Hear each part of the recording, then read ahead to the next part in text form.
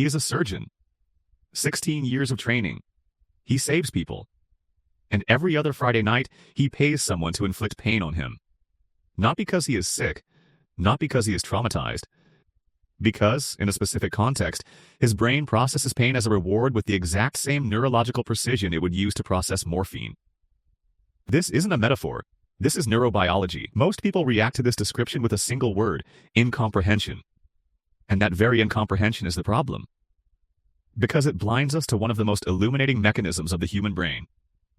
Today, we are going to dissect exactly what lies behind this phenomenon. Not to shock you, but to explain. And the explanation, I promise you, is far more fascinating than anything you have read about it so far. Let's start with neurology, because neurology is the starting point for everything else. In our cultural consciousness, pain and pleasure are viewed as absolute opposites. Neuroscience, however, paints a fundamentally different picture. Within the human brain, the systems that process pain and pleasure are anatomically much closer than previously assumed. And they interact with each other in a way that, under specific conditions, leads to an extraordinary phenomenon: the transformation of one into the other. When the body experiences intense pain, the brain responds by releasing endorphins, endogenous substances that structurally resemble morphine and act as natural pain and stress dampeners. In very specific contexts, namely, when the pain is anticipated, controlled, experienced within a psychologically safe framework, and combined with a state of heightened arousal, this endorphin release can reach such an intensity that the brain classifies it not as mere relief, but as active joy, as a reward. This mechanism is not a psychological anomaly, nor is it a brain malfunction. It is a property of the human nervous system that can be activated and reinforced through specific learning processes. The brain is extraordinarily plastic in its ability to classify stimuli. It learns to interpret signals, and this interpretation is highly context-dependent. Depending on the context, the brain can classify the exact same physical signal as a danger, a neutral signal, or a reward. In a person who has had masochistic experiences, the brain has learned that a specific type of pain impulse, in a specific context, is associated with safety, connection, control, and reward. This learned association is stored neuronally and permanently influences future responses. If you find these neurological connections fascinating and want to learn more about the hidden mechanisms behind human behavior, subscribe to the channel now. We publish deep psychological analyses every week. Leave a thumbs up so this video reaches more people. The second central aspect essential to understanding masochism is the role of control and the loss of control. At first glance, this aspect seems paradoxical. At second glance, it is brilliant in its psychological logic.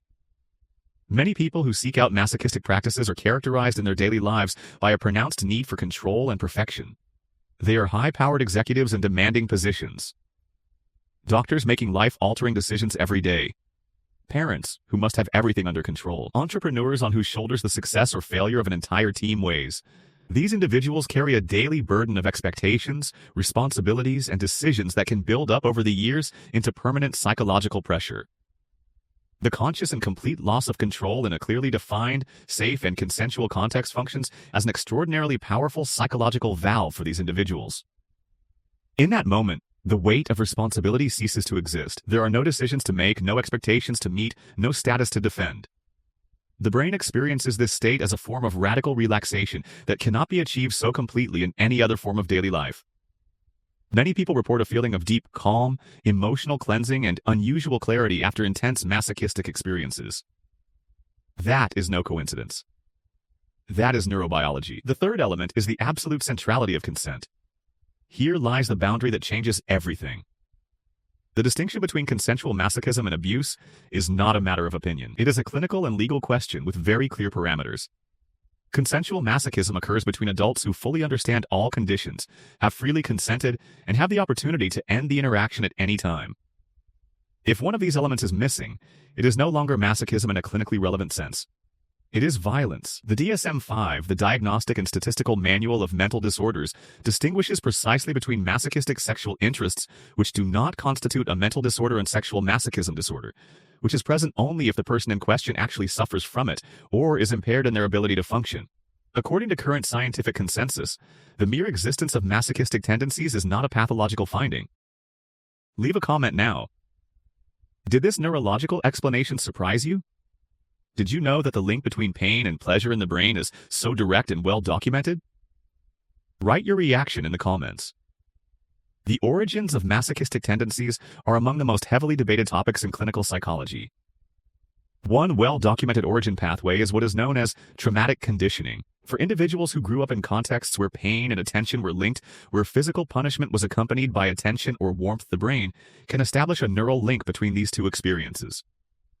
The child learns, not through rational persuasion, but through raw neural conditioning, that pain sometimes means someone is there. This early link can carry over into adulthood, leading to behaviors that often appear puzzling to the affected person themselves.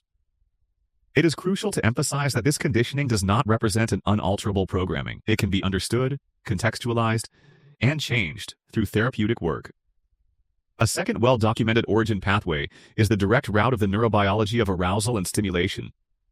Some people are wired from birth in a way that their brains require intense stimulation to achieve a full spectrum of emotional and sensory satisfaction. This increased stimulus threshold, clinically described as high sensation seeking, can manifest in many areas of life, from extreme sports to intense emotional experiences. For individuals with this neurobiological profile, masochistic practices may be one of the few forms of experience intense enough to fully saturate the nervous system. This is not a pathology. It is a biological variation that finds a different form of expression. The social dimension of masochism is rarely discussed in public debates. We live in societies that promote strength, invulnerability, emotional control, and constant self-optimization as core values. In this context, publicly showing vulnerability carries a considerable social risk. Masochistic practices create, in a completely private and completely controlled framework, a space where vulnerability is not only allowed but explicitly desired. The pain, the letting go of resistance, the allowing of something that opposes the rational self-image in this context, all of this has a cathartic function. It is a radical form of authenticity in a world that demands constant self-control. Many people report feeling more genuine and free in these moments than in any other context of their lives. Subscribe to the channel if you want to penetrate further into the deepest layers of human psychology. Share this video with someone for whom it would open up new perspectives. And don't forget to turn on the notification bell. The gender dimension of masochism is another area where societal prejudices obscure scientific reality. Historically, masochism was described almost exclusively as a male phenomenon. However, newer and methodologically sounder studies show that masochistic tendencies occur with similar frequency in people of all genders. What varies is not the frequency, but the societal willingness to speak about it and the safety to name one's own experience. Women who express masochistic interests are, in clinical contexts, significantly more often classified as traumatized or mentally ill, while the same tendency in men is more frequently treated as a harmless variation. This asymmetry tells us nothing relevant about the psychology of masochism. It tells us a great deal about the persistent double standards used to evaluate different bodies and identities in our society. What you should take away at the end of this analysis is a fundamentally expanded picture of what the human psyche means. Masochism is not an error in the system. It is not a disease that needs to be treated, as long as no real suffering is associated with it. It is an expression of the extraordinary plasticity and complexity of the human brain, and its ability to interpret and integrate experiences in ways that systematically overwhelm our simplistic cultural models of good and evil, normal and abnormal. The true question is not whether masochism exists. It exists, it is neurologically documented, and it is more widespread than most people suspect. The true question is whether we, as a society, are mature enough to discuss human experiences in all their complexity without reflexively evaluating, pathologizing, and condemning them. There is a final question that this analysis leaves open, and one that is deliberately meant to be left open.